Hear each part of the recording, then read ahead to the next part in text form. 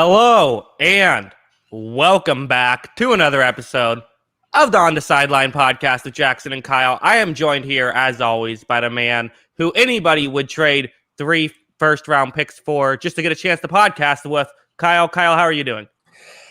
I'm doing pretty good. I'm glad that I'm that coveted for the podcast listens. But yeah, been good. Just listening to everybody overreact to LaMarcus Aldridge, like it's all of a sudden you're getting 2010 LaMarcus Aldridge in the NBA. So we're not here to talk about that, but just my point is that let's not overreact. Okay, well, this is the official podcast of not overreacting. Yeah, we never overreact to anything. Yeah, never. Cue up the Arizona Cardinals might be the best team in the NFC clip. Didn't you say? Oh yeah, you said the Bucs weren't a Super Bowl team too. Right, that was good. Yeah, I think we are the official. Scratch that. We are the official podcast of overreacting. Yeah, that sounds good. So, so let's go ahead. No, I was just gonna say we got to lean one way or the other, so that works out. Yeah, exactly. You can't thread the needle there. All right, we'll get plenty of good overreactions, I'm sure, this show. We're going to be talking about a lot of fun stuff. We have the Zach Wilson Pro Day. We're going to do a draft of the top 10 underrated free agents, some of the news that's happened. And, of course, we got to start it off with this. A wild draft pick trade. This is a fun one. We haven't had a trade like this in a while. I think. Where do you want to start with this? I think maybe let's start from San Francisco's perspective and then move, because I think they're the most interesting. Essentially, they're going to be giving up 3 first-round picks because they get a first back, but they're going to use that one presumably on a quarterback. It would be weird to not. What is your reaction to this? Yeah, from San Francisco's point of view, you're not moving up this high unless you have a quarterback in mind. Mm-hmm. And it's pretty clear that, given everything that we've heard and kind of know, that they're okay with taking someone who isn't Trevor Lawrence or Zach Wilson. Because you're not, you can't fall in love with Zach Wilson with everything you heard about the Jets and where they're going with everything, and then say, okay, we'll trade up to 3 then. So they've clearly, whether it's Trey Lance, whether it's Justin Fields, whether it's, some people have said it's Mac Jones. I don't think you're moving up to 3 for Mac Jones, but that's besides the point. Whether it's one of those 3 guys, they clearly fell in love with one of those guys and said that Kyle Shanahan said, I can build a winning team around this. So they're moving up to 3 to get a quarterback. It just depends on which one it's going to be. Yeah, I think a lot of people are it seems like the likely thought is Justin Fields. We see T Speedy in the chat says Justin Fields. That seems like the likely option. I would say would be Fields. I guess my question is, why are we it's tough because I get that Jimmy Garoppolo has the injury history. So that's what makes it such a unfortunate situation for San Francisco of they have a fine quarterback. He can't stay healthy. But I do feel like a lot of Justin Fields' issues are very similar to Garoppolo's issues. It's fine when things are going well.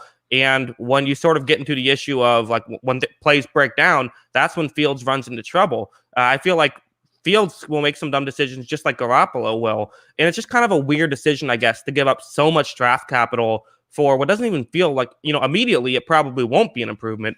I guess the ceiling is better, but, a rookie quarterback, this seems like a bit of a head scratcher to me, unless they know something I don't.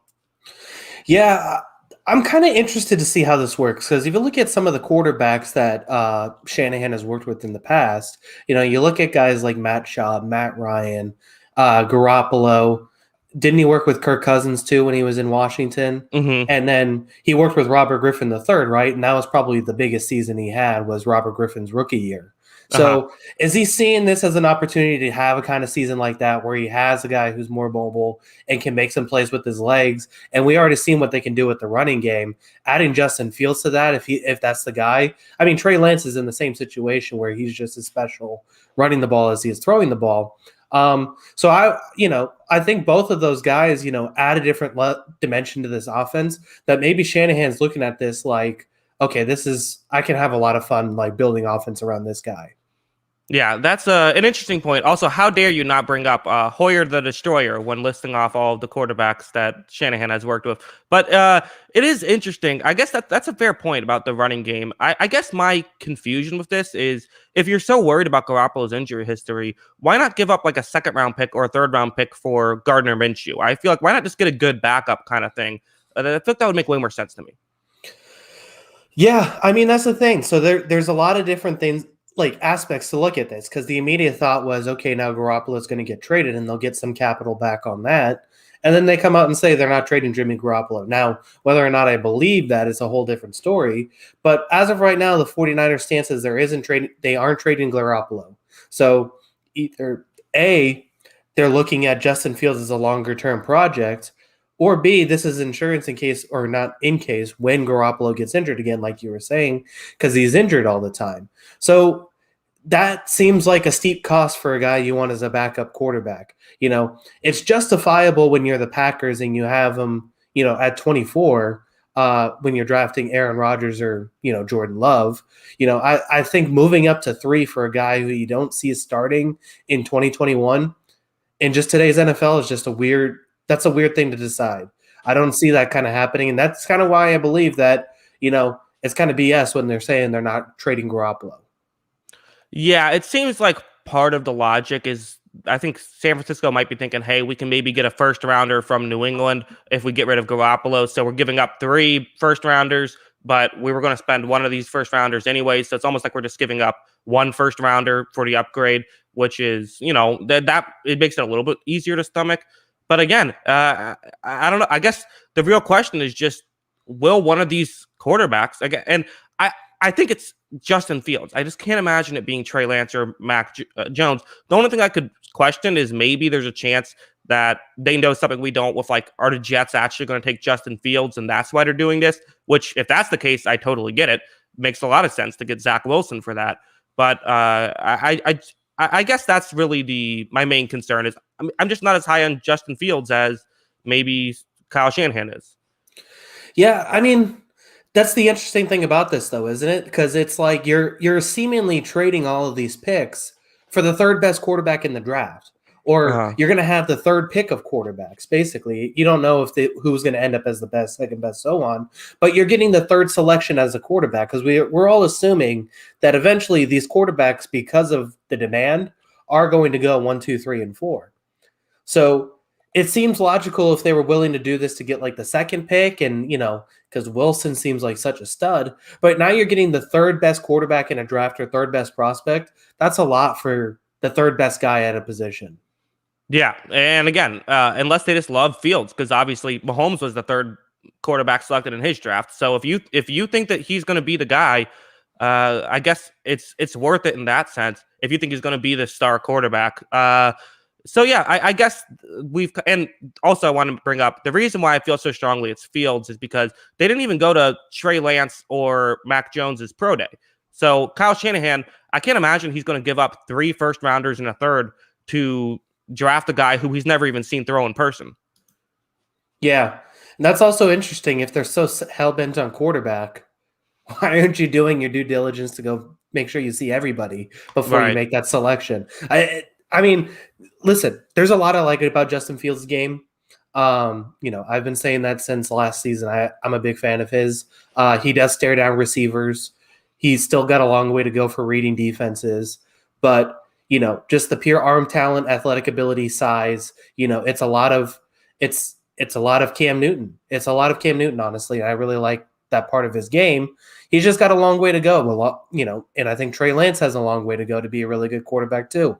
But he has the potential, I think. It's just it does seem like a lot for getting the third quarterback in it, like I said. Yeah, the real winner of this, though, is Justin Fields, if he does get selected third overall, getting to go to a great situation in San Francisco.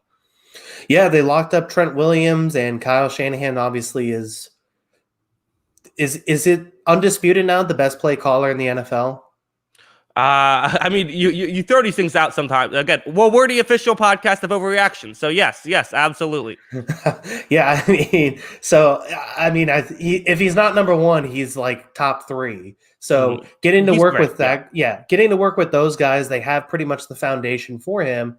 the one thing I am concerned about with this, if it is Justin Fields, it's not exactly like he has a clean bill of health in his past, too. He's battled through some injuries at Ohio State, so that's something that they're going to have to watch out for as well. Yeah, it's wild stuff. Let's talk about this let's go to, well, actually, before we get to the other two teams, you're a Patriots fan. Are you thinking, hey, Jimmy G to the Patriots, this could happen? Take two here. I'm content with it. I'd be okay with it. I mean, I, I'm not going to love Jimmy G. I'm not going to be like, oh, I'm not going to be screaming for the rooftops. We got Garoppolo or anything like that. But he puts us in a position to win games. And, honestly, even with his injury questions, Cam Newton's a pretty cheap backup quarterback of $5 million. He's not that expensive for, how much we paid him. So having him and Cam is a pretty good quarterback tandem as 1-2. Yeah, two quarterbacks that usually you get about half a season with both of them. So getting them both, that works out well. Yeah, exactly. So we'll get 8 games each, literally. Exactly. Okay. How about this from Miami? So Miami, I personally feel like Miami should have just stayed at 12 because they had the 3 first rounders. They didn't give up one to Philadelphia to go up to 6. I like the move. Again, it's a lot of capital, and if you're not going after a quarterback, this is easily the correct decision to make. I do think they could have been a little bit better, though. I would have liked to see them just pocket all of the draft capital as opposed to trading back up. I know that they probably want a star weapon for Tua, but I feel like they could have gotten a really good player at 12 too. Yeah, so it's interesting. I thought part of me was like maybe, but I was the most interested in Miami from this entire trade and what they were thinking. Because part of me is with you. It's like, well, you could have just stayed at 12, one of those 4 guys of, you assuming it might be a skill position guy because they're kind of below the Bengals who seem like they're going to be Penei Sewell's destination.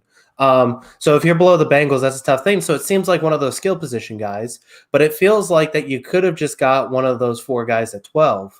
Now, the other part I was thinking is that if you just said that they were going to go from 6 or 3 to 6 for an extra first round pick, 2 years from now and a 3rd round pick, that's still a pretty good trade. Miami's still probably taking that trade every time just to move back 3 spots when they don't really need a quarterback. My guess is if I were to try and put myself in Miami's shoes, I'm assuming that they love either Kyle Pitts, Devontae Smith, or Jamar Chase, and they want that guy, because you could have easily had one of those guys or Jalen Waddle probably at 12, but they probably love one of them the most and want to say, hey, let's get the best player that we think is available and move back up to 6, and we're still gaining assets in the process. Yeah, I think that's fair. I think that's completely fair. And again, if you're going to get like Jamar Chase, that's obviously a huge addition there. And if you feel like he's going to be your, elite number 1 receiver that they do need, that would be, I think, a key thing. So I get it for Miami. And again, Miami is still a clear winner here. I just think they could have been a bigger winner. Yeah, no, I agree. It would be interesting. How fun would Kyle Pitts be with that team, though? Him and Gesicki would be sick. Yeah, that would be fun. I think again, the Jamar Chase would be fun. Just giving them a weapon in general. I like a lot of their guys, but they do need that sort of number 1 option. Yeah, it'll be interesting. Part of me is thinking it might be Smith just because of the Tua connection, and also they really struggled with separation last year, and that's probably Smith's best attribute is getting open. So maybe adding him to those bigger receivers and guys like Preston Williams and Devontae Parker, that helps. But, I think there's a bunch of different directions they can go in. So I think it makes a lot of sense for them. Yeah. And now finally the Eagles. T Speedy says Miami finessed the Eagles. Then this CN said, yeah, Eagles are stupid. Then again, people of Philadelphia aren't very smart. Well, that's very harsh, CN. No, but I do think that I don't know. I don't get where all this is coming from. Isn't this a good thing for a team that's rebuilding and has a ton of holes to trade back to where you'll still be able to get a good weapon, assuming you can draft well, which they can't. But, if they could draft well, they'd be fine there. And you get an extra pick next year when maybe Howie will be fired and you can actually use that pick successfully. Well, so yeah, this is the interesting thing. I think one of our themes of this offseason, just from what we've talked about early on in the first couple shows, I don't think either one of us are high on the Eagles next year. I don't think either Mhm. one of us think this is going to be a very good team. Not that they were good last year, but I mean, I think this team could stink next year. And this just felt like an asset grab. You're getting an extra pick to move back 6 places. You can still get a really good impact defensive player at 12. You could still get one of those 4 skill position guys at 12. I don't think that Chase, Waddle, Smith, and Pitts are all going to go in the top 10. So I think you can get one of those guys at 12. You can get a defensive player like Parsons at 12, potentially. So this just felt like an asset grab to me. I don't think this team's going to be good next year. And I don't think they're really concerned about being good. They're going to have 2 first-round picks next year, and they can continue to build around it. Yeah, I think that totally agree. Any final thoughts on this trade? No, I think we just about covered everything. I'm curious. I am curious to see what Eagles are looking at because I think they have so many holes on their roster that they're going to need to address. Basically, besides defensive line, but I wouldn't even. One of the things I've said too across this offseason is I wouldn't be surprised if 1 or 2 of those guys are also moved, just based on where the team is and where they're going. Where their future lies. So maybe they move one of those guys and they can get an edge rusher. They can go linebacker. It'll be interesting to see what they do. Yeah. Also, interesting factor. It's a report. I'm always wary of reports. We never know if reports are true or not. But it was reported that the Eagles were considering trading up as well. But they said that it became clear that Wilson was going to go at 2, and they didn't want to trade up to get a guy who wasn't going to be Zach Wilson or Trevor Lawrence. Yeah, I did see that too. So, that's an interesting variable to it too, because clearly then if San Francisco has the same intel, then it doesn't matter who it is at 3. They love Justin Fields, I guess. Or like I said, it still could be Trey Lance. I wouldn't be surprised if it's Trey Lance too. It's hard not to look at a guy like Trey Lance we're going to talk about Zach Wilson's pro day. It's hard not to look at a guy like Trey Lance's pro day and not just be like enamored with that talent. Yeah, all true. Well, you brought it up. I guess let's just, or here, we'll get to the news stuff first, and then we'll bring up the Zach Wilson pro day. A bit of news: Sammy Watkins signed by the Baltimore Ravens. This is, it's obviously not a big ticket free agent, but they're at least getting a guy who can play, maybe a Willie Snead replacement. A guy who sometimes can play. He's another one of those Sammy Watkins, one healthy type of guys, but they're getting at least some value here. And I like the move. It's nothing crazy, but what are your thoughts on it? This is a very Baltimore move. We keep saying, man, they could use a wide receiver number 1. Man, they could use a wide receiver number 1. How about a wide receiver 2B instead for cheap on a 1-year flyer? I like this more than the Des Bryant flyer. But, one of the things, like you said, I hope he stays healthy. He's played 16 games once in his career. He's missed 3 or more games 4 out of his 7 seasons. And he's obviously, he was drafted highly because he is talented, but staying on the field is a real issue for him. So it'll be interesting. I don't mind the signing because it's basically like just trying it out for free. You can't really hate on the signing, but it's just very Baltimore to like not put themselves in play for any of the big name wide receivers and get Sammy Watkins for cheap. Yeah, well, and part of it just, I do feel like this to some degree is they weren't going to get a big name free agent without really breaking the bank just because of their offense. These players know that a lot of times their worth is just how many receiving yards they rack up, as unfair as that can be in certain systems.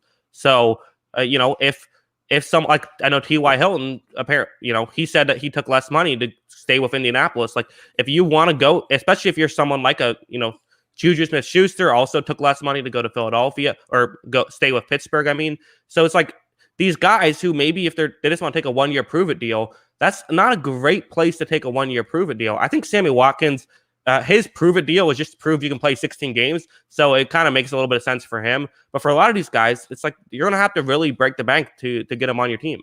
Yeah. That Juju one was interesting, wasn't it? I know it wasn't Sammy Watkins just because he basically had the same money offer to play for Kansas City. Yeah. Like, I didn't understand that. I mean, I didn't understand that at all from his perspective, but I'm obviously not Juju Smith-Schuster, so it's not my decision. But anyway, besides that, yeah, I mean, I kind of agree. He's going to try and show he can play, and, he could still be a pretty good third down guy for them, which is something they need. But yeah, it's still something where you just wish you had somebody a little bit better, but it's a good flyer. Yeah. Do you think the Juju thing could just be like, I have friends here. I don't want to move. Yeah. Like, I gotta sometimes, find a new TikTok fan base. That sounds exhausting. No. yeah. Maybe I have to sell my house. I don't want to do. Like, I honestly think sometimes, like, I've always said that if I was a free agent, I would never sign somewhere cold because I want to live in a warm weather area. Yeah, as soon as my rookie contract ends, I'd be asking Los Angeles for a job. Yeah, I mean, we sometimes think like, why wouldn't you want to play with Patrick Mahomes? Like that's only 16 days out of the year. Okay, other than that, you're living your life. You might want to, and again, Kansas City. I'm not saying that like, why would you want to live in Kansas City instead of Pittsburgh? It's just, I could see it being external factors that got him to stay. No, I could see it too. I mean, it has to be because it makes no football sense to say I'm going to take a 1-year deal with Pittsburgh for cheap when I could have had the same deal in Kansas City and played in that offense. It makes no sense football-wise, so it had to be external factors. Yeah, probably. This is the great job about Sammy Watkins and the Ravens. Yeah, I mean, so Baltimore, again, they have to be taking a receiver in the first round now, though, right? I mean, they struck out on almost every free agent wide receiver. I mean, you'd think so, but I mean, this would be classic Baltimore. They'll take like one of those 4 cornerbacks in the first round instead of getting a receiver because that's what they do. They just kind of, I saw a thing the other day. I wish I had it up because it was kind of funny to see that had like every team's leading receiver, like NFL history. Theirs was one of the lowest. They were one of the lowest in the league. This is a team that has constantly just put like a stopgap option there.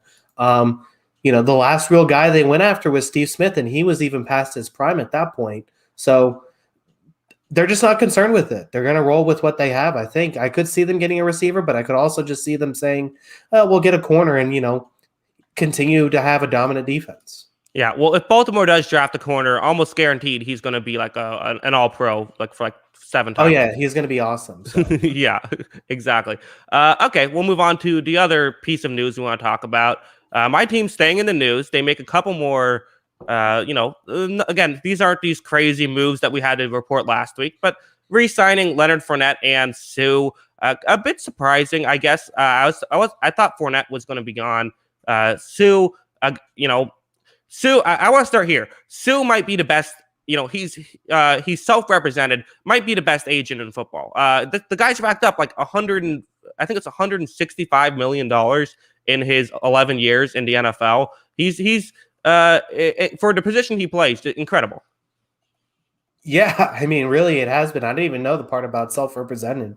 That's really interesting. But yeah, I mean, he's been really good for his team. And the band's back together. Basically, everyone's back now. Antonio Brown's the last one, right? Yep, he's the only guy. And again, that's a guy you could definitely afford to lose for Tampa Bay. And I feel like this Sue mindset of I'm just going to take these 1-year prove-it deals. It's very Darrelle Revis towards the end of his career, where he just kept taking these 1-year deals, and he keeps producing. I think he had 6 sacks last year. He's someone who can get after the quarterback, even from the inside, and obviously we all know his run-stopping ability. Yeah, I just don't think he's interested in playing in a situation like Detroit ever again. What else does it? As you just mentioned, $165 million for his career. Does he need more money? No, he's just going to go out there and, play for winning teams. And he's going to, like you said, stay in the sun too. That's a big part. But yeah, he's just going to continue to play for winning teams. What else does he have to prove? He's obviously, a fantastic defensive tackle. And, it's all about winning rings, it seems like, for him. And it makes sense. Well, I mean, is it? I mean, he got $9 million. It's not like he's playing for peanuts. Well, that's true. I mean, could he have netted probably like a 2 or 3 year deal? I would say so. But, I think it was important to him to come back to a good situation. I don't know. I mean, I think he could have gotten a couple-year deal, but I don't think he wants that. I think that's part of the thing is he feels like, he keeps taking these $9 million deals because he knows if he's getting a 2-year deal, he's getting 2 years, $15 million. Yeah, I suppose it's possible. Yeah, I mean, it's interesting. But yeah, I don't even know what the market was for him. It just seemed like it just was very quiet that he was, for a guy like him to be on the market, it didn't seem like there was a whole ton of interest, but he was able to come back to the Tampa Bay. Yeah, and Leonard Fournette, I still think Tampa Bay goes for running back here in the draft, probably get someone else in the room, just because, never can hurt to have too many backs anyways. But again, a nice piece. So I like that move as well. Yeah, someone's going to make up for LaShawn McCoy's touches, so they got to draft somebody for that spot. Exactly. Yeah, so I guess the only other thing about Tampa Bay is they're in a really unique spot where when it comes to the draft, they can really just get whatever player they like the best. Yeah, I mean, there's not a whole lot of holes in this team. They can draft for some depth. I think they're probably going to have to cut somebody still or two guys to get to the cap, basically. But they're in a position now where, like you said, they're basically there's not a whole lot of needs across this roster. Maybe you could say they could add another corner too, but that's still their youngest position. So maybe they just say, let's just draft for some skill guys and be in for the long haul for the long season. Yeah, absolutely. I could see that. All right, let's move on now. Let's talk about how about Zach Wilson's pro day? So usually I don't pay too much attention to pro days just because I feel like I care more about what I can actually see on tape. I like to watch them mostly just because I find them entertaining. But Zach Wilson's pro day, everyone went crazy, and rightfully so. I mean, he's one of the more electric players to watch, and he had some incredible throws. What were your thoughts on his pro day? Yeah, so it was interesting.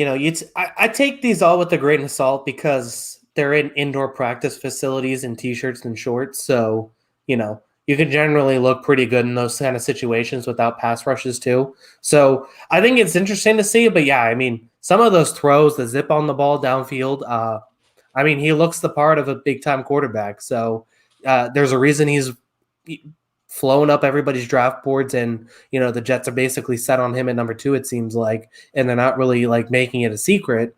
He's impressive. He's really impressive to watch, and he can make some fantastic throws. So that's kind of how I felt about Zach Wilson.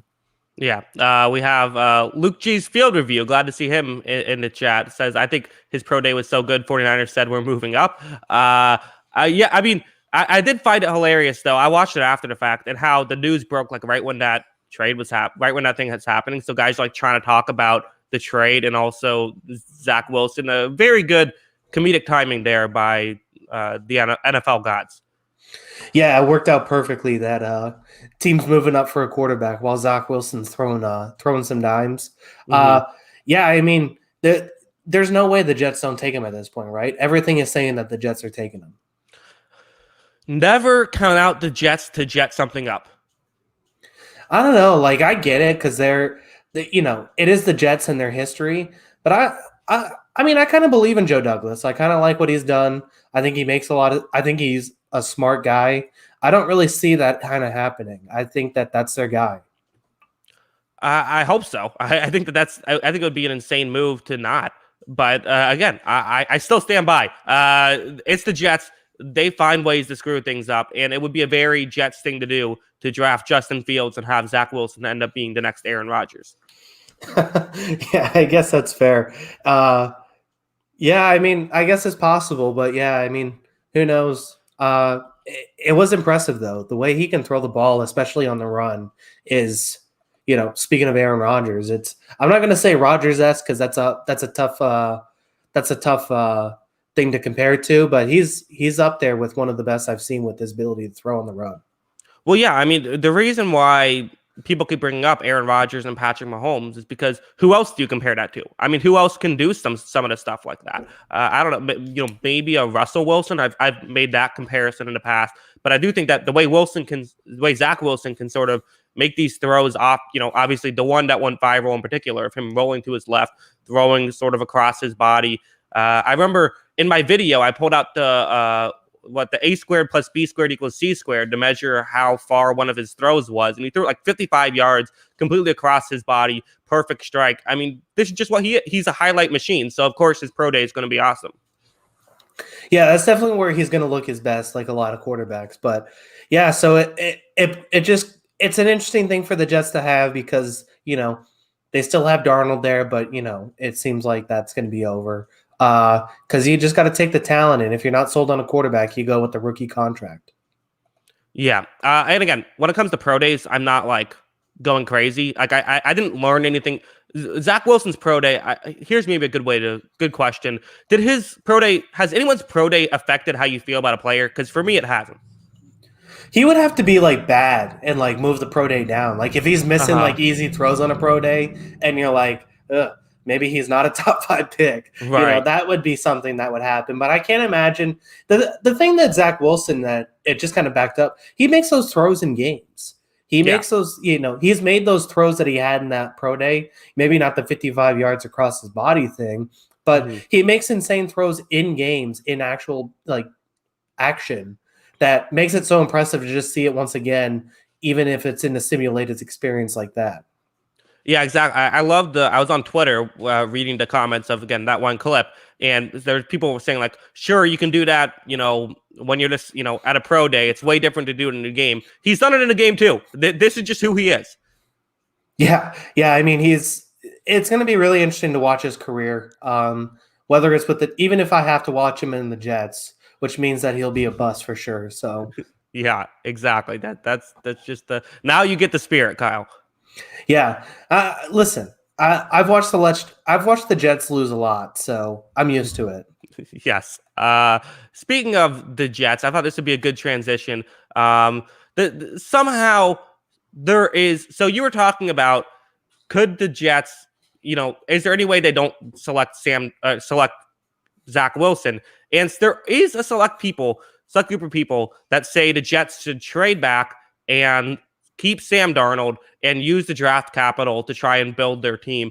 I just think that's an absolutely insane idea. And my header for this is maybe a bit harsh of the why Sam Darnold isn't good, and everyone who disagrees is the stupid idiot. But I do think that it is just an insane thought to sit here and say, like, oh yeah, it's like even suggest Sam Darnold is going to be, everything we've seen. There's a chance. I don't hate the idea of like taking a flyer on him if you're another one of these teams, but everyone wants to blame Adam Gase. Well, Jay Cutler looked good with Adam Gase. Are you telling me that Sam Darnold is somehow worse? Is Sam Darnold worse than Jay Cutler, but can still be a good player? I just think that there's people just want to go through so much excuses just because they evaluated him high as a number 3 pick. Like, I evaluated Haskins high when he got drafted. I acknowledge I was wrong. Like, I don't know. I don't get it. So it's interesting. I think that there is a difference between talent and being a good quarterback, because, I think people who look at Sam Darnold and are still interested in the talent watch the plays where he had like that escape the pocket, rolled left, and then like made that insane throw. He had one of those too that was going on highlight reels for a week, and it was like, free Sam Darnold. But you have to watch Sam Darnold actually play full games. There's a reason why he has double-digit interceptions every year of his career. He has less than 60% completion percentage every year but 1 year in his career so far. And, there's still moments where he's like seeing ghosts against the Patriots. And, as goofy and like probably overreact that was, the guy has plenty of situations where he just makes really bad throws in bad situations. He's obviously supremely talented. There's a reason he was drafted number 3, and I don't think it was wrong to say he should have been drafted that high, because he is a talented quarterback. But I don't know if he's going to figure it out in the NFL, because he just makes so many bad decisions with the football, and we've seen it with guys like Jameis Winston. We've seen it with plenty of other quarterbacks. You can't make bad decisions with the football in the NFL. You can get away with it in college. You can't make bad decisions in the league. You're going to get burnt for it every time. It's going to result in a turnover, and the other team's going to go down and score. You just can't make that many bad decisions. And he just, if you look at him in a vacuum, you look at a few throws and it's like, okay, those are some nice throws. But throughout an entire game, it's not productive. It's not conducive to winning. It's like, it's never going to work. Yeah. Luke G's field review again. Darnold is not the problem with the Jets. That is true. They finally have a head coach. Why not support him? And Jay Cutler had way more weapons. That's fair about Jay Cutler. I was just sort of using that as an example. But yeah, no, I think the reason why you don't support him is because you're basically chasing a statistical anomaly that Sam Darnold could be good, given the fact that no quarterback for the most part, sucks for 3 years, then starts to be good. People brought up Ryan Tannehill. Ryan Tannehill was good in his third year. He wasn't elite, but he was good. There's guys who they start off slow, but by that third year, Josh Allen is another good example. By the third year, I'm sure it's happened where someone had 3 bad years and then was good in their 4th year, but it so rarely happens. And when you have a talent like Zach Wilson on the board, you shouldn't even think about anybody else. And, again, I'm not saying Sam Darnold is complete trash. I'd give up maybe a 4th rounder, maybe a 3rd, potentially, depending on the situation. But so I think I wouldn't hate taking a flyer on him, but to me, that's all it is right now is a flyer. You can't act just because he's been in bad situations doesn't mean that he hasn't also been bad at times. Because here's a great example. I know I'm going on for a while, but like Joe Burrow, for example, not in a great situation. We're going to act like Zach Taylor is some mastermind. No, he isn't. Joe Burrow had a bad offensive line. Joe Burrow, yes, the weapons were fine, but at times they weren't great. But when we saw that when Joe Burrow had time, he was able to do well. When guys got open, he was able to do well. When Sam Darnold has had moments where he's had time, he's still struggled. And we're chasing a ceiling that might not be that high, and chances are it's not going to be good. I just don't see how anyone could have Sam Darnold as a QB1 at this point, even with all 32 teams. Yeah, and then, you look at the aspect of after this season, you have to pay Sam Darnold. So do you pay Sam Darnold, say you win even 7 games next year and he's, a top 22 quarterback. Are you paying him that kind of money, or would you rather just reset your 5 years with Zach Wilson? I'd rather reset my 5 years with a rookie quarterback and take that chance rather than hope he turns into a top 20 guy in the league. Sam Darnold, I don't know. He reminds, you're not going to understand this reference at all, most likely, but I'm going to say it anyways. Okay. He reminds me of Anthony Randolph in the NBA. Anthony Randolph was this guy from 2008 to 2014 over 6 years. He got traded like 4 times. He ended up on 4 teams in 6 years, and each team was just enamored with the talent because he's like 6'10", 6'11", really skilled with the ball, looks really smooth out there, really just incredibly athletic, looked like all of this stuff on the basketball court. But then you realize he went out on the court in 6'11" and could only shoot like 45% from the field because he couldn't finish anything. And it's like, oh, wait, maybe Anthony Randolph isn't that good, and now he's in Europe. But yeah, all 4 of these teams were like, oh, I'd love to have Anthony Randolph. I think he's a really nice piece. He looks like he has a promising future. And then you realize he's actually not that good at basketball, and that's a huge problem. I feel like that's going to be Sam Darnold. Yeah, exactly. And again, there's worse players. Like, I'm not saying you don't take a flyer on him. I'm just saying there's options. I think I had another point, but I can't remember it now. So I guess we can just move on to one of our last 2 topics, unless you had any final thoughts on the Sam Darnold thing. No, I think we just about covered it. Yeah. All right. Well, I think we got the chat all riled up too, so that's always fun. Let's go ahead. And one more topic before we get to our draft. I thought this could be a fun topic to throw in because everyone I'm seeing is just completely convinced Jameis Winston is going to be the starter. So I'll give the hot take. I think Taysom Hill is going to start next year. And I think the evidence totally supports this take. Taysom Hill got the starting job last year. Taysom Hill is the one who they gave this sort of weird, not an extension because they're all void years, but they said that, this is an opportunity that maybe if he does play well, this could become a real contract type of thing. Jameis Winston, to me, seems like a backup plan. I think that it'll come down to who plays better in training camp. I'm assuming who does better in those reps. But I wouldn't be shocked at all if Taysom Hill is the starter, and I think that's probably more likely at this point. Yeah, I mean, he is basically a $12 million trial, while Jameis Winston is what, a couple million? He is not nearly as high as him. So it kind of seems that way. And Jameis Winston threw 1 pass last year? He threw more than one because he came in when Breeze got hurt and he finished up then. Oh, okay. Well, he had 1 pass that I remember last year, which was the touchdown. Right. But yeah, I mean, it kind of seems like they're going to roll with it. I mean, now whether it works or not over a full 16-game season, I'm not convinced. But I mean, I don't love either of these options because they're both kind of turnover machines in a way. So I don't love either option, but yeah, I mean, based off of last year and what we've seen, you kind of have to think Taysom Hill's going to be the starter, right? I do. That's why I said that. Yeah, I mean, it's just like they had the same situation last year, and they picked Taysom Hill. What did we see from Taysom Hill last year that said he shouldn't be the guy over Jameis Winston this year? Yeah, all he did was go 3-1, and I feel like yeah, exactly. To me, the frustration is that everybody is totally convinced on Reddit when I know Hook Cam posted a video like Taysom Hill, will he be the starter? And everyone was like, don't be crazy, Jameis is the starter. But give me one shred of evidence to support that. There shouldn't be. Yeah, I mean, Hmm. you're completely right on this. Everything points to right now the Saints playing him. He actually was pretty well, even though it was only 4 games, so I understand that.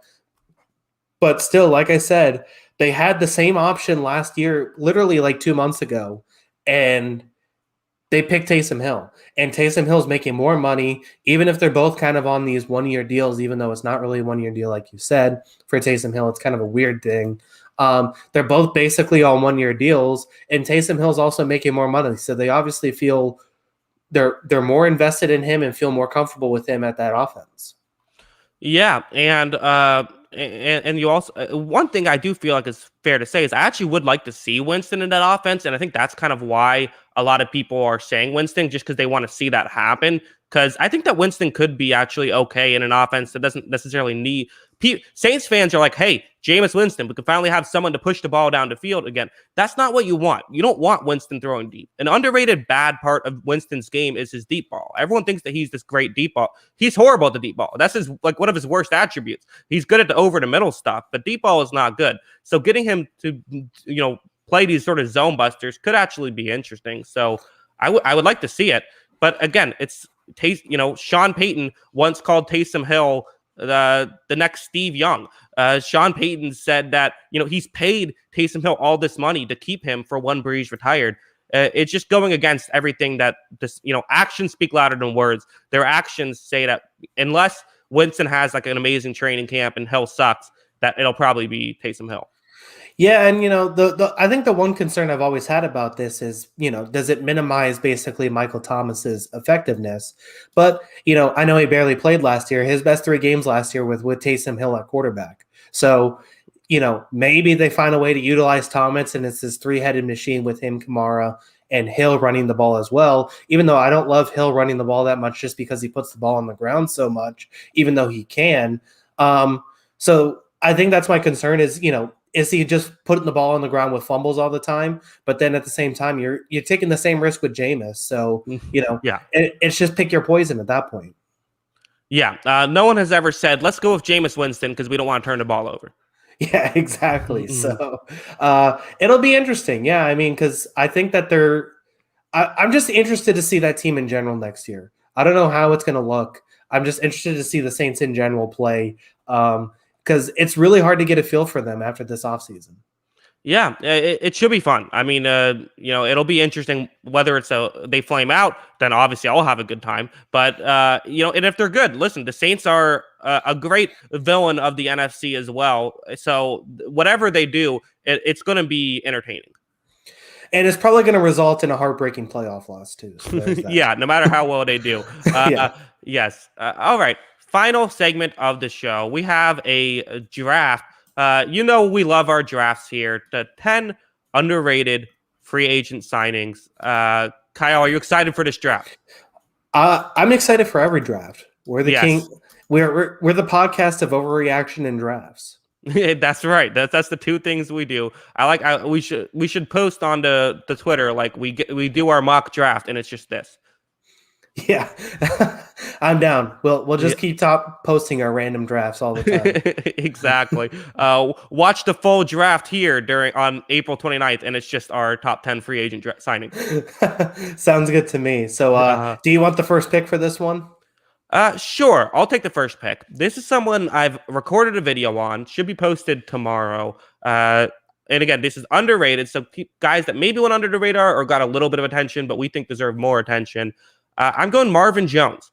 Marvin Jones signs a 2-year, I believe it was $12 million deal to play for Jacksonville. And Marvin Jones was probably closer to like a 1B to Kenny Golladay. So getting him on a very reasonable deal, I thought with all the ability, what he can do. I'm going to select this first overall. I think this could be a huge help for Trevor Lawrence now that they have really three good receivers. You have Jones, you have Chenault, and obviously you have DJ Chark.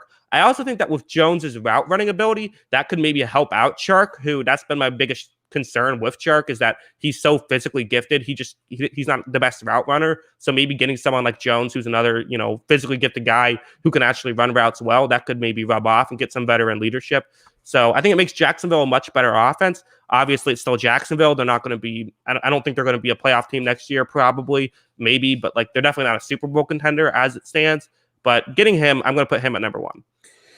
Yeah, I had him on my list. I had him closer to the bottom of my top 10, but, I think there's a lot of different ways you can look at underrated depending on how you want to talk about it. So I think it makes sense. Yeah, Marvin Jones is a really good football player. I think because I have a couple other receivers on my list, and I guess we could just bring up the conversation now and I'll continue it with some of the other guys. The receiver market was really interesting this year, wasn't it? Because we had, Kenny, it seemed like Kenny Golladay and everybody else.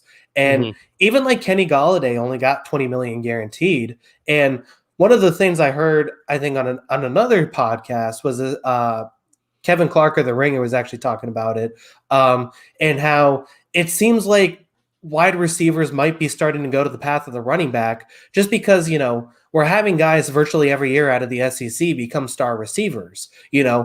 Minnesota's able to get rid of Stephon Diggs and not have to pay him and get Justin Jefferson in the same year. So because there are so many receivers in the NFL now, because there are so many in college, is the receiver market becoming almost slimmed?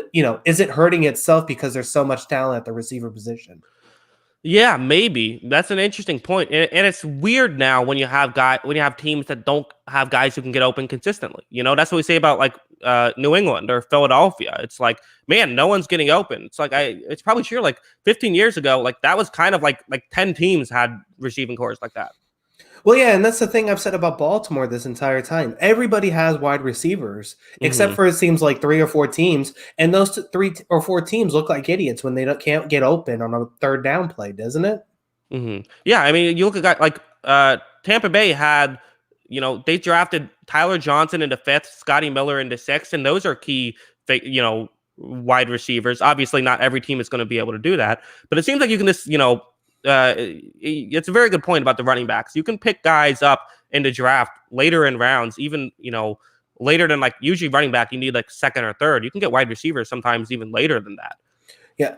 The Miami Dolphins had 4 running backs produce numbers in games last year. So, it's just the running back market has been defined as there's really not a lot of point of paying except for 3 guys. And I'm curious if the receiver market is going to turn into the same thing where it's oh, you don't have Julio Jones, you don't have Hopkins, you don't have Metcalf and that kind of thing. Oh, well, we'll give you a $10 million deal. Yeah, well, and especially, the numbers also say it's better to have 3 good receivers than 1 great one too. So that could be affecting things. Yeah. So I just thought it was interesting overall. I have a couple other receivers that I thought were good signings, but overall the receiver market was okay, this is pretty interesting to see so many of these guys go kind of what I thought was under market value. Yeah. All right. Number 2, who do you got? All right. So he got actually some money, but I just thought it was interesting to see the deals that went around it. I had Carl Lawson here. Carl Lawson went for 3 years, $45 million to the Jets. And it just was very fascinating to me because you saw basically Cincinnati paid Trey Hendrickson. They can get out of it a year before Carl Lawson the Jets can get out of the Carl Lawson deal. But at the same time, they paid Trey Hendrickson pretty close to the same amount of money, and he's not as good as Carl Lawson. I mean, I know he had more sacks last year, but he was playing with a super competitive defensive line. And, I know Pro Football Focus isn't the be all end all for me, but, when you look at some of the pass rushing numbers of guys Bud Dupree, Matthew Judon, and Trey Hendrickson to basically where they're getting free rushes because of the guys they're playing with, compared to a guy like Carl Lawson, who was doing a lot of the heavy lifting for Cincinnati. I thought that was a really good signing for the Jets.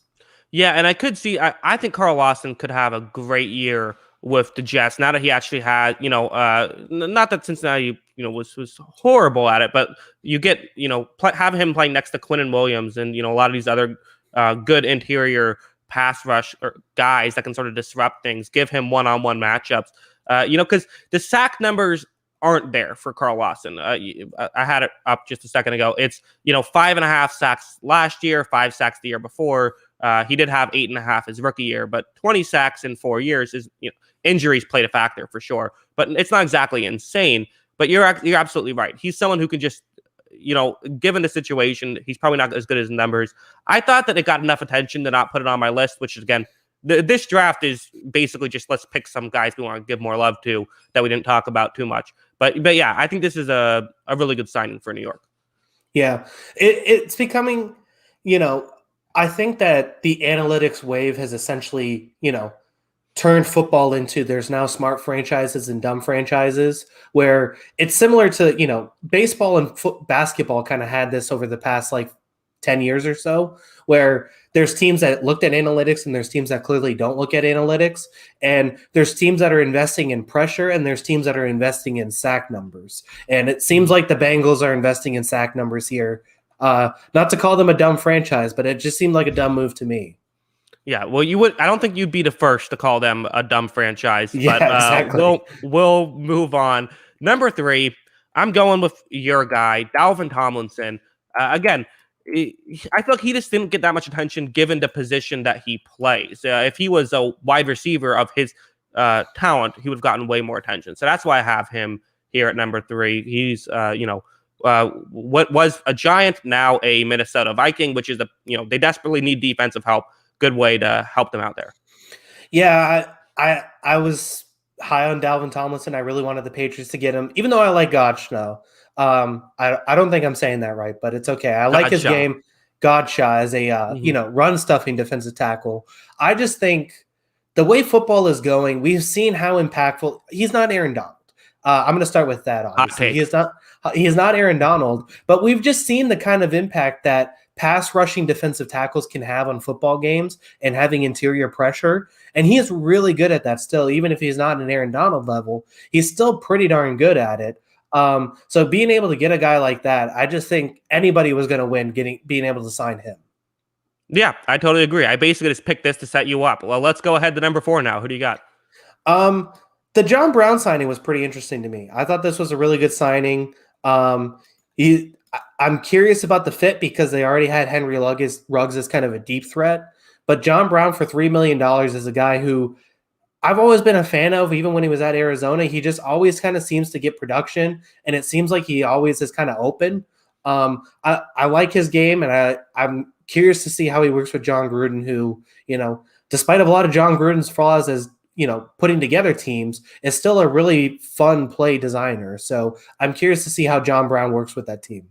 Yeah, he was on my list. I had him a little bit lower at number 9, but yeah, I agree. And one thing I said, I made a Willie Snead video, and I kind of feel like, say what you want about John Gruden, he knows receivers. Like, he's got that down. Every time, signs Aguilar, everyone's like, why do you want Aguilar? Now Aguilar gets a big contract. Like, I trust him when it comes to receivers. Other things we can criticize him for. But yeah, I also, John Brown's speed, I think that fits that offense. Gruden likes to have not just these deep shots, but also a lot of crossing routes over the middle where speed comes into play. So it should be a good fit, I think. Yeah. So I'm curious to see how it goes. But yeah, who do you got at the next pick? Number 5 now, right? Yes, number 5. I am going offensive line here because, again, position, not going to get too much attention. I'm going Matt Feeler. He was a Steeler, now a Charger. He can play guard or tackle. This is, the Chargers, their big signing of the offensive line was Ryan Lindsay, but getting another guy who is versatile, you can put him wherever you want, who can really help out this team. I just think that it's a position of desperate need for them after last season. And, we saw with Herbert with Burrow, you don't want to leave your star quarterback, out to dry. So they're making the right moves, improving a position of weakness, and their offensive line looking a lot better now. Yeah, I mean, I thought this was a really good signing too, especially, like you said, with Lindsley. This is a better group overall. And yeah, I mean, I had him below one other offensive lineman for underrated signings, even though he got some notice. But yeah, it's a really good signing for them overall. And I did like it for the Chargers. They need a lot of help there. Exactly. This is a good question. Who wants ice cream? Uh, I'm good. I don't need any more sweets right now. Okay, I'll take some ice cream. Sure. All right, number 6. Who do you got? Uh, Troy Hill. I feel like he went under the radar because of the John Johnson signing, which was a really good signing too, by the Mhm. way. Troy Hill for 2 years, $9 million. I think he's a really good cornerback. So I think it makes a lot of sense for them to get him. They needed some help in the secondary. They get two guys who I think are going to have a major impact for their team in Cleveland. So I have Troy Hill here at this spot. Yeah, I have it as well. I like the Cleveland idea of, hey, we have a bad defense. Let's just sign the Los Angeles Rams defense. That seems to make sense. I like that move. And I had him at number 7, so he goes here at 6. We both kind of for the same reasons, right? Because he's not the biggest defensive back to go to Cleveland, so he's not getting as much attention. But I do agree they needed a corner, and he should. It's like position of need. Check. So big move here, and I could see him making a big impact. Cleveland, they say you don't build your team through free agency. They've done an incredible job through free agency these past 2 years. Yeah, I mean, the bulk of this team was through the draft the 3 years before that. But yeah, they've really done a nice job of rounding out this roster here over these last couple seasons. So I think they're in the conversation, the best team in the AFC. I don't know if they're going to beat Kansas City, but they're in the conversation. I'm not sure if they're in the conversation just yet. I'm not sure if you can argue that they're better than Kansas City. I think that's a hard argument to put together. I mean, they were in that game. One game It's off. possible. No, I'm not saying I'm not saying they couldn't go to the Super Bowl. I'm just saying I would have a hard time putting them as favorites over Buffalo or Kansas City right now. I mean, that's fair. I think that I guess in conversation for me is like top 5 or 6. I think they're in that spot. They'll probably be back in the divisional round, as it seems. Yeah, and I still think that they can win a couple games in the playoffs. It just depends on how far they go. Yeah, sure. Absolutely. Number 7, I am going with something that got a bit of attention, but again, offensive line, not too much talk. How about Alex Mack? Alex Mack reuniting with Kyle Shanahan, the center going from Atlanta to San Francisco. Obviously fits the offense well. Not a huge deal. It's just a move that I think will help, a football team that no one really talks about. Yeah. I mean, he's still he's not his peak level, but he's still a pretty darn good center. So that's a good signing for them, getting someone like that. And he's going to have an impact for that team, like you said. Yeah. Again, we don't have to spend forever on it. You want to go to your next pick? Yeah. I mean, I have another cornerback. I have Mike Hilton here. I didn't love the cornerback switch on the outside for them, but at the same time, Mike Hilton, every team needs a slot corner nowadays. Every team runs a lot of nickel sets and need to have a nickel corner, so that's something they address. And I thought that was a good move for the Bengals to get that. Yeah, I thought about that, but so doing research, what I did was first I just thought of the guys that I could think of myself off the top of my head. I looked through sort of the signings, and then I found some articles of like most underrated signings just to see if there's someone I forgot.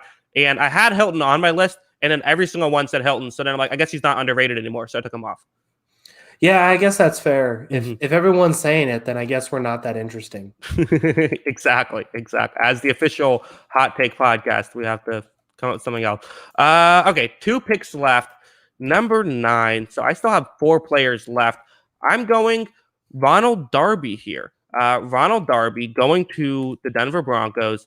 Everyone was talking about the Kyle Fuller move, but I feel like getting Darby too. Darby was really good last year. And if you don't put him on an island for every play like Philadelphia tried to do, you let him play in a zone defense, or you just give him safety help over the top, which he now has. He can play really well. So I think this is a good signing, and I have it here at number 9. Yeah, I thought there was a lot. There were some guys at the top of free agency for corner, but I thought there were some really good opportunistic signings for cornerbacks, and Darby was one of those guys too that I was looking at. I didn't have him on my list at the end, but he is a guy that I thought was really interesting. Yeah, and again, Denver continues to be that team that is just a quarterback away. They've been a quarterback away for 5 years now. Yeah, I mean, yeah, really. They got to stop looking at tall guys and just find a guy who's going to help their team win. I feel like you sneak in John Elway only tries to get a tall quarterback like once a show. I mean, it continues to work. I mean, so I'm going to continue to go with it. So Yeah, hey, if you have a good bit, keep it. It's like your the machine bit. Just if it's working, keep saying it. yeah, exactly.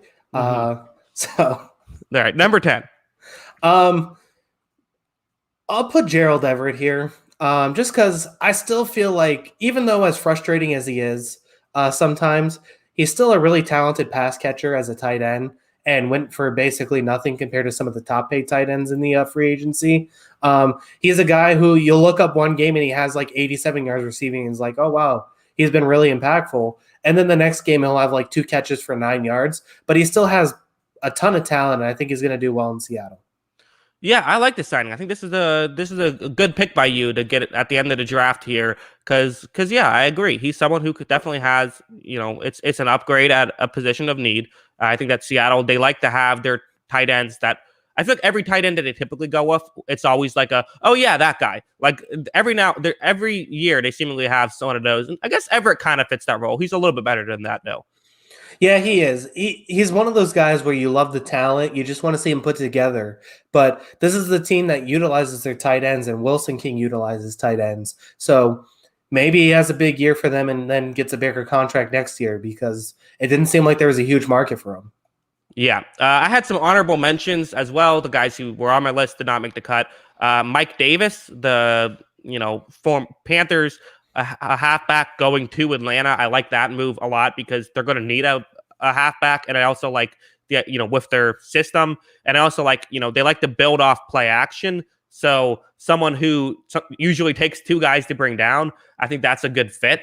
I also went with Adam Humphries going to the Washington football team. A couple of underrated signings from the Washington football team. I think that getting that slot receiver who was really good in Tampa when he played with Ryan Fitzpatrick. So a little connection there. Maybe they can bring that back a little bit. That should be interesting. Obviously, Humphreys got a big payday with Tennessee, but then couldn't stay healthy. And Emmanuel Sanders going to the Bills, getting up there in age, but still productive. So getting another receiver there, maybe a John Brown, not replacement because they're different receivers, but they're somewhat similar. So those are my honorable mentions. And want to build off those or give your own? I had a couple guys that I was looking at. I almost put John Johnson on there anyway, even though he was pretty talked about. I just thought this was the perfect signing. I thought this was exactly what they needed, so that's why I almost had it, and how impactful this could be for that team in hitting that even next level. I also had Corey Davis on there as another receiver. I thought that was a good signing, and I think he could pair really well with Denzel Mims as kind of like a speed and crossing kind of guy, or crossing next to Mims' speed, obviously. And then I also had Kevin Zeitler on there. He was another guy that got talked about a little bit, but I just feel like he's a really good guard and is going to help the Ravens. Yeah, that was one of those. I felt like there was enough attention that I didn't put it on there, but that's a good move as well. Yeah, so I guess those are that's our list. So Kyle, any final thoughts before we head out for the night? Just ready for football season to come back. I've had enough of a break. Where's the XFL at when you really need it? Am I right? Right. Yes, exactly. Couldn't agree more. Yeah, so it should be fun. We'll start getting into our draft coverage before too long. So everyone, make sure you subscribe. Here's where you can find it. Also Kyle, let them know where they can find you and everything to know about the show. Yeah, follow me at by Kyle Gronin. That's BYKYLEGRONDIN at by Kyle Gronin on Twitter. Follow us at the On the Sideline JK on Twitter. That's at On the Sideline JK. And then follow him at Jackson Kruger and make sure to subscribe to his videos. Yes, exactly. It's all right. Should have some fun podcasts in the future. Thanks to everyone for staying with us, watching live or watching after the fact. We appreciate it. And until next time, have a good one. Peace.